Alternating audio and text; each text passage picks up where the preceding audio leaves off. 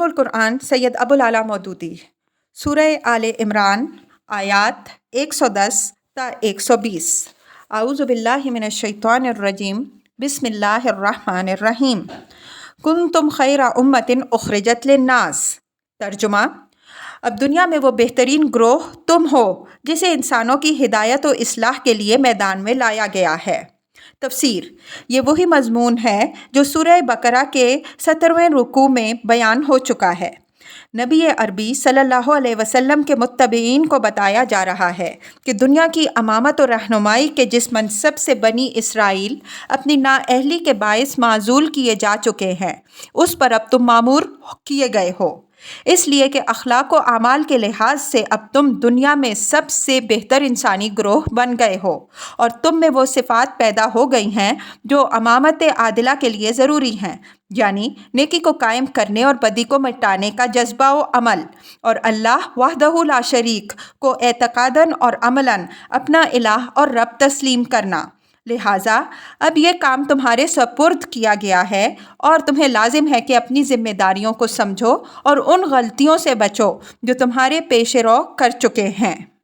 تأمرون بالمعروف وتنہون عن المنکر وتؤمنون باللہ۔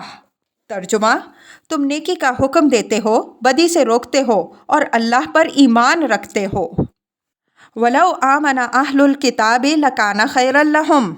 ترجمہ: یہ اہل کتاب ایمان لاتے تو انہی کے حق میں بہتر تھا۔ تفسیر: یہاں اہل کتاب سے مراد بنی اسرائیل ہے۔ منہم المؤمنون واکثرہم الفاسقون۔ ترجمہ: اگرچہ ان میں سے کچھ لوگ ایماندار بھی پائے جاتے ہیں مگر ان کے بیشتر افراد نافرمان ہی ہیں۔ لن یضروکم الا اذی۔ ترجمہ: یہ تمہارا کچھ بگاڑ نہیں سکتے، زیادہ سے زیادہ بس کچھ ستا سکتے ہیں۔ وَإِن يُقَاتِلُوكُمْ يُوَلُّوكُمُ الْأَدْبَارَ۔ ترجمہ: اگر یہ تم سے لڑیں گے تو مقابلے میں پیٹھ دکھائیں گے۔ ثُمَّ لَا يُنصَرُونَ۔ ترجمہ: پھر ایسے بے بس ہوں گے کہ کہیں سے ان کو مدد نہ ملے گی۔ ضُرِبَتْ عَلَيْهِمُ الذِّلَّةُ أَيْنَمَا ثُقِفُوا إِلَّا بِحَبْلٍ مِّنَ اللَّهِ وَحَبْلٍ مِّنَ النَّاسِ۔ ترجمہ: یہ جہاں کہیں بھی پائے گئے ان پر ذلت کی مار ہی پڑی، کہیں اللہ کے ذمے یا انسانوں کی ذمے میں پناہ مل گئی تو یہ اور بات ہے۔ تفسیر: یعنی دنیا میں اگر کہیں ان کو تھوڑا بہت امن چین نصیب بھی ہوا تو وہ ان کے اپنے بلبوتے پر قائم کیا ہوا امن و چین نہیں ہے، بلکہ دوسروں کی حمایت اور مہربانی کا نتیجہ ہے۔ کہیں کسی مسلم حکومت نے ان کو خدا کے نام پر امان دے دی اور کہیں کسی غیر مسلم حکومت نے اپنے طور پر انہیں اپنی حمایت میں لے لیا۔ اسی طرح بسا اوقات انہیں دنیا میں کہیں زور پکڑنے کا موقع مل بھی گیا، لیکن وہ بھی اپنے زور بازو سے نہیں بلکہ محض پائے مردی ہمسایہ۔ وَبَاءُوا بِغَضَبٍ مِّنَ اللَّهِ وَضُرِبَتْ عَلَيْهِمُ الْمَسْكَنَةُ۔ ترجمہ: کہ اللہ کے غضب میں گھر چکے ہیں، ان پر محتاجی و مغلوبی مسلط کر دی گئی ہے۔ ذَلِكَ بِأَنَّهُمْ كَانُوا يَكْفُرُونَ بِآيَاتِ اللَّهِ وَيَقْتُلُونَ الْأَنبِيَاءَ بِغَيْرِ حَقٍّ۔ ترجمہ: اور یہ سب کچھ صرف اس وجہ سے ہوا کہ یہ اللہ کی آیات سے کفر کرتے رہے اور انہوں نے پیغمبروں کو ناحق قتل کیا۔ ذَلِكَ بِمَا عَصَوْا وَكَانُوا يَعْتَدُونَ۔ ترجمہ: یہ ان کی نافرمانیوں اور زیادتیوں کا انجام ہے۔ لَيْسُوا سَوَاءً۔ ترجمہ: مگر سارے اہل کتاب یکساں نہیں ہیں۔ من اہل الکتاب امۃ قائمۃ یتلون آیات اللہ آناء اللیل وہم یسجدون۔ ترجمہ: ان میں سے کچھ لوگ ایسے بھی ہیں جو راہ راست پر قائم ہیں، راتوں کو اللہ کی آیات پڑھتے ہیں اور اس کے آگے سجدہ ریز ہوتے ہیں۔ یؤمنون باللہ والیوم الآخر ویأمرون بالمعروف وینہون عن المنکر ویسارعون فی الخیرات۔ ترجمہ: اللہ اور روز آخرت پر ایمان رکھتے ہیں، نیکی کا حکم دیتے ہیں، برائیوں سے روکتے ہیں اور بھلائی کے کاموں میں سرگرم رہتے ہیں۔ وَأُولَئِکَ مِنَ الصَّالِحِینَ۔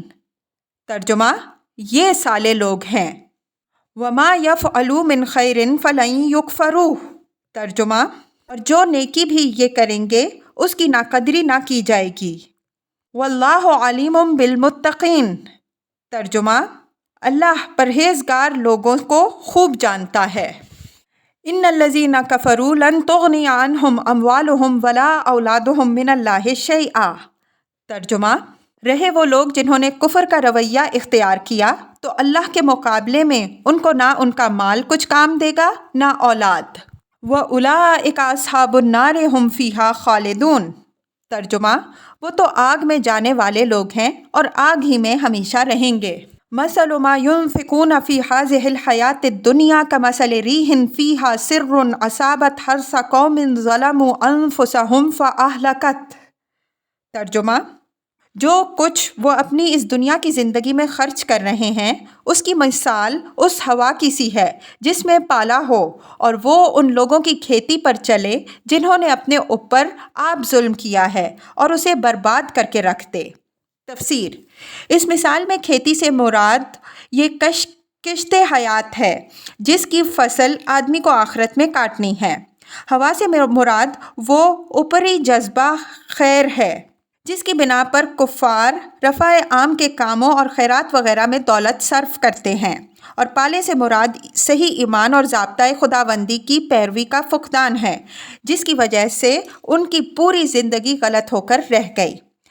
اللہ اس تمثیل سے یہ بتانا چاہتا ہے کہ جس طرح ہوا کھیتوں کی پرورش کے لیے مفید ہے، لیکن اگر اسی ہوا میں پالا ہو تو وہ کھیتی کو پرورش کرنے کے بجائے اسے تباہ کر ڈالتی ہے، اسی طرح خیرات میں بھی اگرچہ انسان کے مزرعِ آخرت کو پرورش کرنے والی چیز ہے، مگر جب اس کے اندر کفر کا زہر ملا ہوا ہو تو یہی خیرات مفید ہونے کے بجائے الٹی مہلک بن کر رہ جاتی ہے۔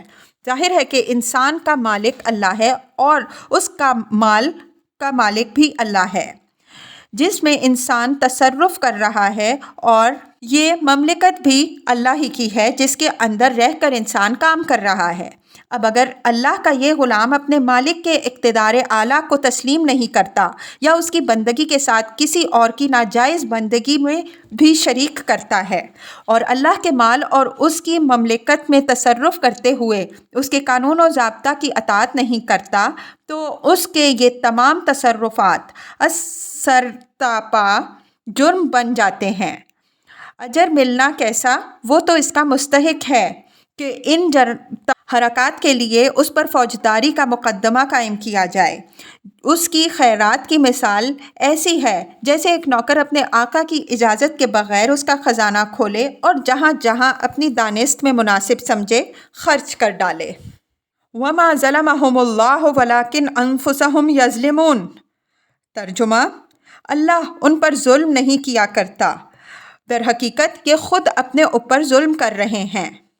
یا ایھا الذین آمنوا لا تتخذوا بطانۃ من دونکم لا یعلونکم خبالا۔ ترجمہ: اے لوگوں جو ایمان لائے ہو، اپنی جماعت کے لوگوں کے سوا دوسروں کو اپنا رازدار نہ بناؤ، وہ تمہاری خرابی کے کسی موقع سے فائدہ اٹھانے میں نہیں چوکتے۔ تفسیر: مدینہ کے اطراف میں جو یہودی آباد تھے ان کے ساتھ اوس و خزرج کے لوگوں کی قدیم زمانے سے دوستی چلی آتی تھی۔ انفرادی طور پر بھی ان قبیلوں کے افراد ان کے افراد سے دوستانہ تعلقات رکھتے تھے اور قبائلی حیثیت سے بھی یہ اور وہ ایک دوسرے کے ہمسایہ اور حلیف تھے۔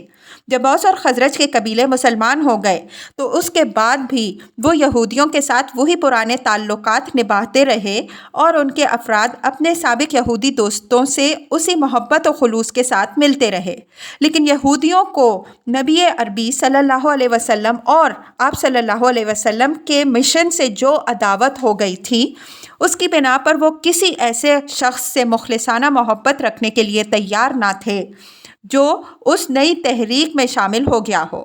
انہوں نے انصار کے ساتھ ظاہر میں تو وہی تعلقات رکھے جو پہلے سے چلے آتے تھے، مگر دل میں وہ اب ان کے سخت دشمن ہو چکے تھے اور اس ظاہری دوستی سے ناجائز فائدہ اٹھا کر ہر وقت اس کوشش میں لگے رہتے تھے کہ کسی طرح مسلمانوں کی جماعت میں اندرونی فتنہ و فساد برپا کر دیں اور ان کے جماعتی راز معلوم کر کے ان کے دشمنوں تک پہنچائیں۔ اللہ تعالیٰ یہاں ان کی اسی منافقانہ روش سے مسلمانوں کو محتاط رہنے کی ہدایت فرما رہا ہے۔ وَدُّوا مَا عَنِتُّمْ۔